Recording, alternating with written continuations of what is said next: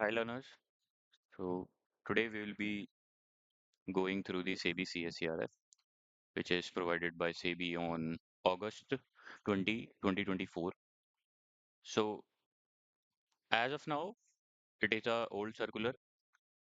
There are multiple iterations which have been done after this circular specifically, but there is not a complete updated new version of CSCRF still has been provided by the SEBI.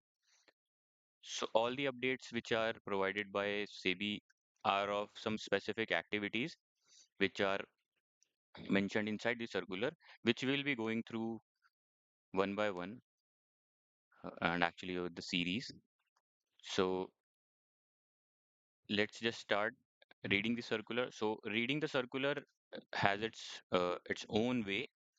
Most of the circulars which is provided by SEBI or any other exchange have a similar way of reading these circulars. So first we'll talk about that. Then step by step we'll go to every activity, categorization, controls, requirements, everything which a SEBI regulated entity has to do in order to meet the compliance.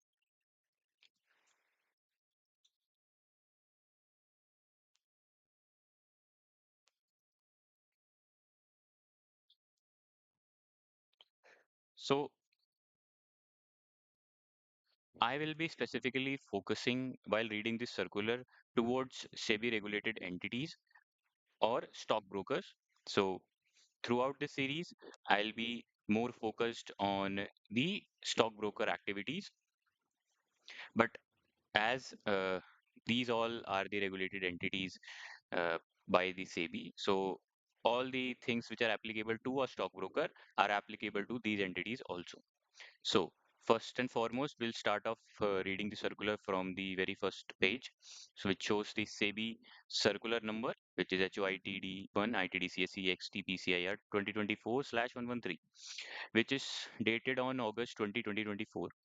So for who or to whom this circular is actually to.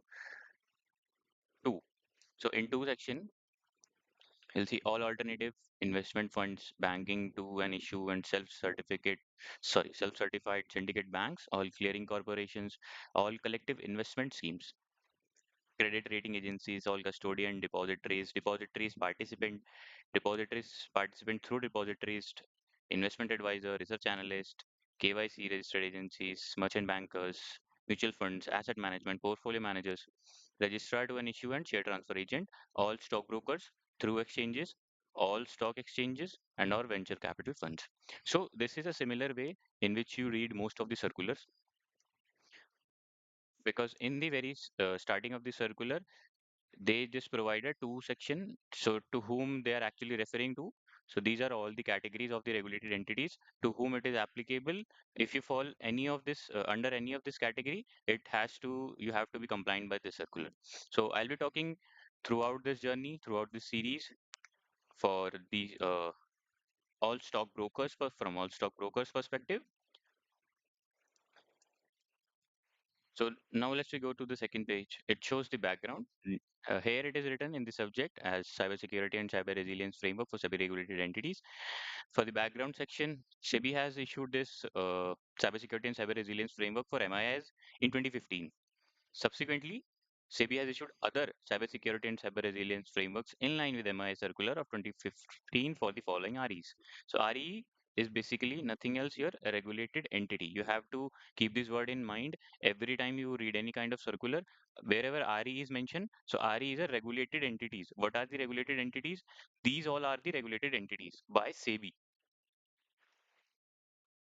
So stockbrokers and depository participant, mutual funds, KYC registration agencies, qualified registered portfolio managers, etc.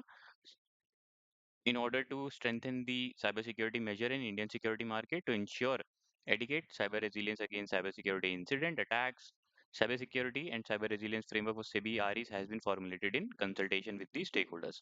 So in order to strengthen the cybersecurity measure in the Indian securities market, that's why they have launched this CSCRF. So what is the key objective? So the key objective of CSCRF is to address evolving cyber threats, to align with the industry standards, to encourage efficient audits, and to ensure compliance by SEBI regulated entities. The CSCRF also sets out standard formats for reporting by RE. So in this circular, you will also find all the formats in which you have to do the reporting to the exchanges. So you don't have to just move around through websites in order to find the formats in which you have to fill all the details after doing after like conducting an audit or like. So in this standard, separately they have provided formats for each and every activity. So what is the approach? The CSRF is standards based and broadly covers the five cyber resilience goals adopted from cyber crisis management plan of certain. So what are those goals? So those five goals are here: anticipate, withstand, contain, recover, and evolve. So these are the five goals which have been derived from where? From the CCMP, or the Cyber Crisis Management Plan of Indian Computer Emergency Response Team, CERTIN.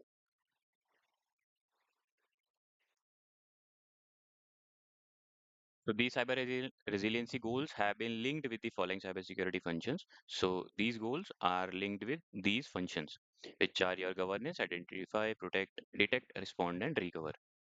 We'll just the definition and the description of all these goals and all these uh, are mentioned below in the circular on other pages. We'll just go through that one by one.